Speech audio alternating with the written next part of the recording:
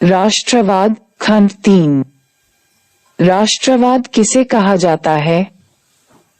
सामान्य परिभाषा के रूप में हम ऐसा कह सकते हैं कि राष्ट्र लोगों के ऐसे समुदाय को कहते हैं जिनका आपस में जुड़ाव होता है, जो किसी खास भौगोलिक क्षेत्र में निवास करते हैं, जो एक ही ऐतिहासिक शक्ति की उपज होते हैं।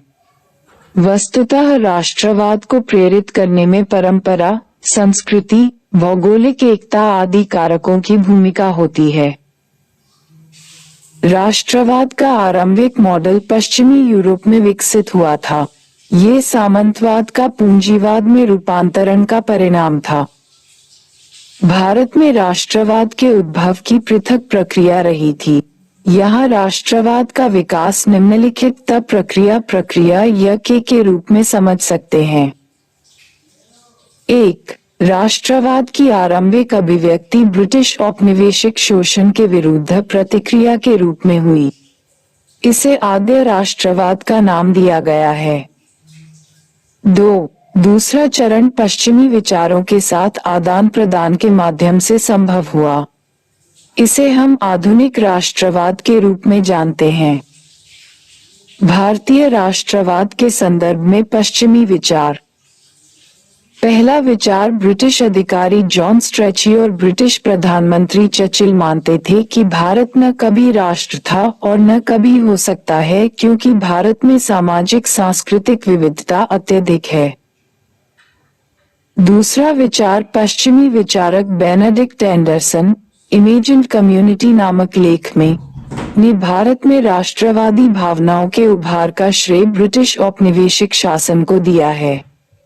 उनके अनुसार भारत में आधुनिक राष्ट्रवाद ब्रिटिश व्यवस्था के अनचाहे परिणाम के रूप में आया। कुल मिलाकर हम ऐसा कह सकते हैं कि ब्रिटिश शासन ने निम्नलिखित रूप में भारत को राष्ट्र बनने में अपना योगदान दिया, भले ही यह अनचाहा रहा हो। 1. अंग्रेजी शिक्षा के माध्यम से भारतीयों का एक वर्ग पाश्चात्य विचारों के संपर्क में आया, जिसने उन्हें आधुनिक, तर्कसंगत एवं विवेकपूर्ण राजनीतिक दृष्टिकोण अपनाने का अवसर प्रदान किया। भारतीय बुद्धिजीवी भी अब स्वतंत्रता, समानता तथा प्रतिनिधित्व जैसे सिद्धांतों का महत्व समझने लगे थे। पाश्चात्य राजनीतिक घटनाओं जैसे अमेरिकी स्वतंत्रता संग्राम, फ्रांस की क्रांति, इटली, स्पेन, यूनान की क्रांतियों एवं इनके राजनीतिक महत्व को समझने में अंग्रेजी शिक्षा ने काफी मदद की। इसी प्रकार मिल्टन, शैली, बायन, वोल्टेयर, रूसो आदि की विचारधाराओं से भारतीयों का परिचय हुआ। 2. आधुनिक यातायात एवं संचार व्यवस्था जैसे रेलवे, डाक एवं तार के विकास के परिणामस्वरूप एक क्षेत्र से दूसरे क्षेत्र में निवास करने वाले लोगों के बीच संपर्क बढ़ा। उन्नत यातायात के साधनों के परिणामस्वरूप भारत में क्षेत्रीयता की भावना का ह्रास हुआ। जनता एक क्षेत्र से दूसरे क्षेत्रों में जल्द आ जा सकने लगी। बुद्धिजीवियों का भी आपसी संपर्क बढ़ा एवं इस तरह एक दूसरे के विचार एवं समस्याओं से परिचय का भाव पैदा हुआ एवं स्वाभाविक रूप से एक अखिल भारतीय कार्यक्रम बनाना संभव हो सका। 3. प्रिंट मीडिया के कारण आधुनिक पत्र पत्रिकाओं के माध्यम से विचारों का तेजी से प्रसार हुआ। इसकी मदद से ही भारतीय राष्ट्रवादी लोगों के बीच प्रतिनिध्यात्मक सरकार, स्वतंत्र लोकतांत्रिक संस्थाओं, स्वाधीनता आदि जैसे विचारों का प्रचार सुगमतापूर्वक संभव हुआ। 4. जनगणना ने लोगों में समुदाय की भावना को मजबूत किया और एकता की भावना को बल प्रदान किया। 5. प्रशासनिक एकीकरण ब्रिटिश ने भारत की भौगोलिक सीमा को स्पष्ट कर उसे एक पहचान दी। अर्थात ब्रिटिश शासन ने अपने औपनिवेशिक आर्थिक एवं राजनीतिक हितों से परिचालित होकर समस्त देश को राजनीतिक एवं आर्थिक रूप से एक सूत्र में बांध दिया। भारतीय विद्वानों द्वारा प्रतिवाद। 1. अंग्रेजों ने हमेशा देशी भाषाओं के राष्ट्रीय प्रेस को कुचलने का प्रयास किया। 2. जाति और समुदाय पर आधारित जनगणना ने भारत को विभाजित करने का प्रयास किया। 3. प्राचीन काल से ही भारत भौगोलिक एकता की भावना रखता था। राष्ट्र के पश्चिमी मॉडल और भारतीय मॉडल के बीच अंतर। 1. एकरूपता बनाम विविधता अर्थात राष्ट्रवाद का पाश्चात्य मॉडल भारतीय मॉडल से पृथक था। भारत एक महाद्वीपीय आकार वाला देश था तथा यहाँ बहुत अधिक सांस्कृतिक विविधता थी। 2. एक एकल राष्ट्रीय भाषा के स्थान पर भारत ने 14 प्रादेशिक भाषाओं को आधिकारिक भाषाओं का दर्जा दिया। वर्तमान में ये संख्या बढ़कर 22 हो गई है। 3. भारत ने भाषाई राज्यों के सृजन और राष्ट्र की आधिकारिक भाषा के बारे में व्यवहारिक नीति अपनाते हुए विविधता में एकता का श्रेष्ठ उदाहरण प्रस्तुत किया। प्रश्न: क्या हम ऐसा कह सकते हैं कि भारत में राष्ट्रवाद का उद्भव ब्रिटिश शासन की देन था?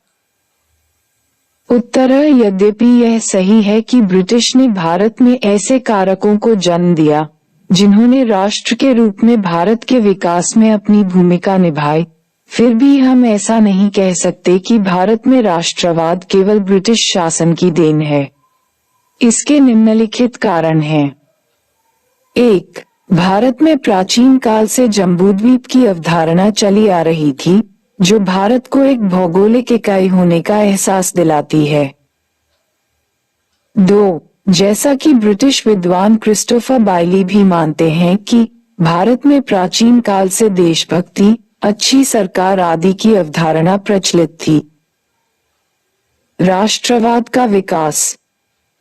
ब्रिटिश औपनिवेशिक शासन ने भारत के विभिन्न सामाजिक वर्गों पर अपना प्रभाव छोड़ा और उनकी प्रतिक्रिया भी अलग अलग हुई। उदाहरण के लिए, ब्रिटिश शासन ने कुछ पुराने राजाओं और नवाबों को विस्थापित किया, आदिवासी समूह तथा किसानों का शोषण किया। अतः उनके द्वारा समय समय पर विद्रोह एवं आंदोलन संगठित किए गए। दूसरी तरफ, इसने शिक्षित भारतीयों पर अलग प्रकार का प्रभाव छोड़ा। सिविल अथवा नागरिक आंदोलन। ब्रिटिश भारत में राजाओं, नवाबों और जमींदारों को उनके पद से विस्थापित कर दिया गया। इस कारण कुछ अधिकारी एवं सैनिक भी बेरोजगार हो गए। अतः राजा, नवाब, जमींदार एवं बेरोजगार सैनिक भी समय समय पर विद्रोह करते रहे। फिर चूंकि उनकी प्रजा को उनसे लगाव होता था, अतः वे भी अपने स्वामी के साथ खड़े हो जाते थे। उदाहरण के लिए हम कुछ विद्रोहों को देख सकते हैं। 1. सन्यासी विद्रोह, बंगाल, 1763, 1800 बंगाल में अंग्रेजों द्वारा स्थापित नई अर्थव्यवस्था के कारण बेदखल हुए किसान, विघटित सिपाही, सत्ताच्युत जमींदार और धार्मिक नेता इस विद्रोह में शामिल थे। ये मूलतः कृषक थे, लेकिन इन्होंने सन्यासी का रूप धारण कर लिया था। इस आंदोलन का मुख्य केंद्र बिहार तथा बंगाल था। ब्रिटिश सरकार ने सैन्य कार्यवाही कर इस विद्रोह को निर्ममतापूर्वक दबा दिया। इस विद्रोह में हिंदू तथा मुसलमानों ने कंधे से कंधा मिलाकर संघर्ष किया था। 2. विजयनगर के राजा का विद्रोह, 1794 -1765 ईस्वी में उत्तरी सरकार का जिला ब्रिटिश को प्राप्त हुआ। 1794 ईस्वी में विजयनगर के शासक की स्वतंत्रता पर अंकुश लगा दिया गया। उसकी सेना भंग कर दी गई। फलतः इस क्षेत्र के लोगों ने विद्रोह कर दिया। 3.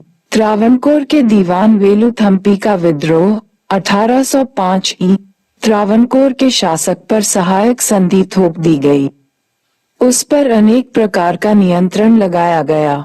अतः क्रूर ब्रिटिश नीति के विरुद्ध त्रावणकोर के दीवान वेलुथम्पी ने विद्रोह किया। तमिलनाडु में कित्तूर की रानी चेन्नम्मा का विद्रोह। 4. 1824 कित्तूर में उस समय एक प्रबल विद्रोह हुआ, जब 1824 ईशून्य में स्थानीय शासक की मृत्यु के बाद अंग्रेजों ने गोद लिए गए कित्तूर के उत्तराधिकारी को मान्यता देने से इनकार कर दिया। इस पर दिवंगत शासक की विधवा रानी चेन्नम्मा ने विद्रोह कर दिया। 5. मैसूर का विद्रोह 1831-34 ई।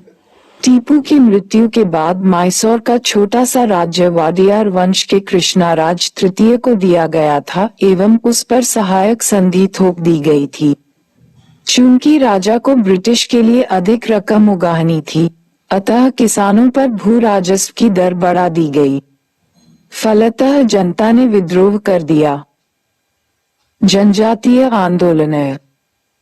ब्रिटिश औपनिवेशिक सरकार ने अपने विस्तार के क्रम में जनजातीय क्षेत्रों पर भी कब्जा किया तथा फिर उस क्षेत्र का दोहन करने के क्रम में जनजातीय लोगों के जीवन में हस्तक्षेप करना शुरू कर दिया।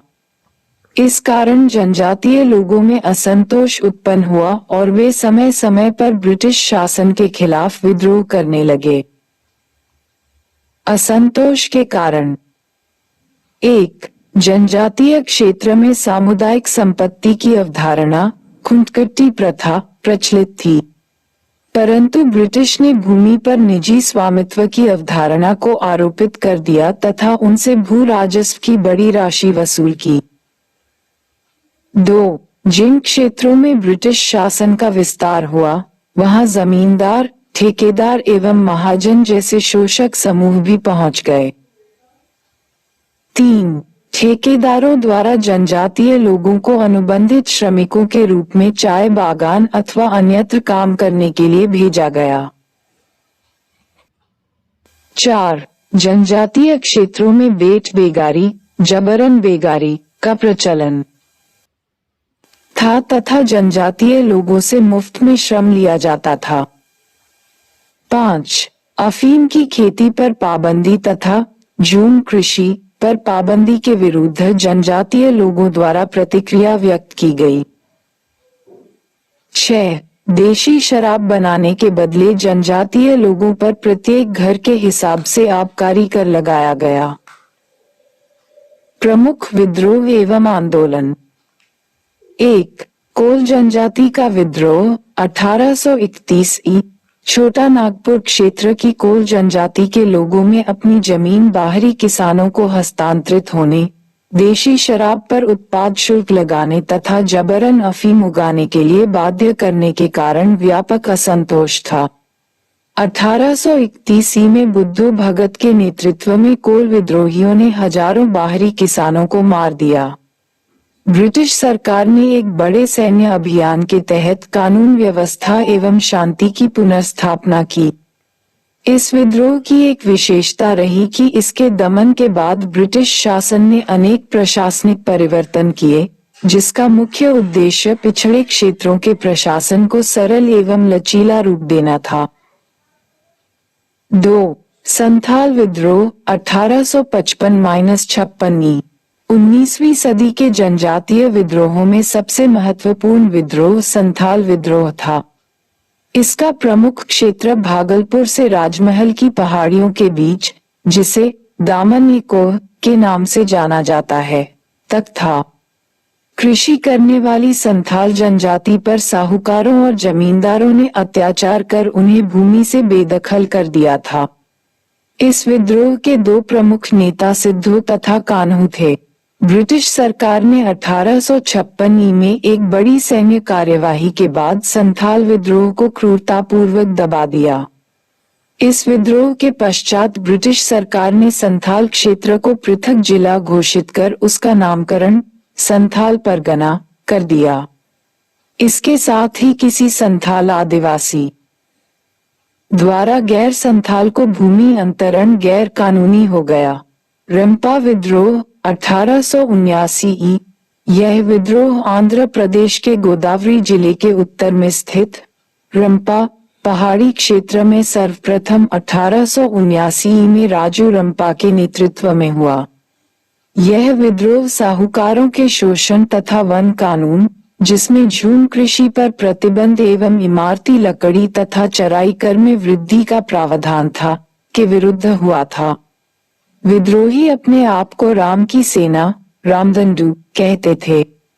लेकिन ब्रिटिश सरकार ने 1880 में विद्रोह को दबा दिया।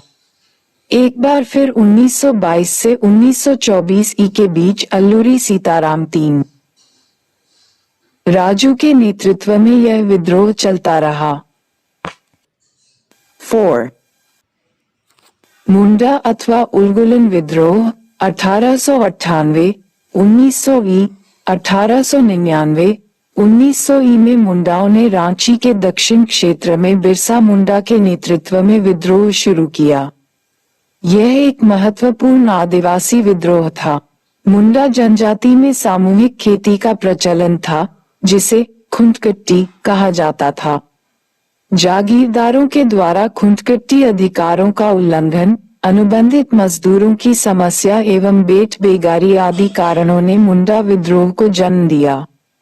मुंडा विद्रोह के संबंध में एक विशिष्ट बात यह है कि विद्रोह से पहले मुंडाओं ने कष्टों के निवारण के लिए वैधानिक उपायों का सहारा लिया, परंतु जब उनकी उम्मीदें टूट गई, तभी उन्होंने विद्रोह किया। इस आंदोलन में एक राजनीतिक और सामाजिक उद्देश्य से पूर्ण मसीहावादी दृष्टिकोण परिलक्षित होता है। बिरसा ने अपने को बिरसा भगवान घोषित किया तथा साथ ही अपने को विष्णु के छोटे भाई के रूप में चित्रित किया। बिरसा मुंडा द्वारा प्रारंभ किया गया यह आंदोलन एक प्रकार का सामाजिक, धार्मिक एवं राजनीतिक आंदोलन था।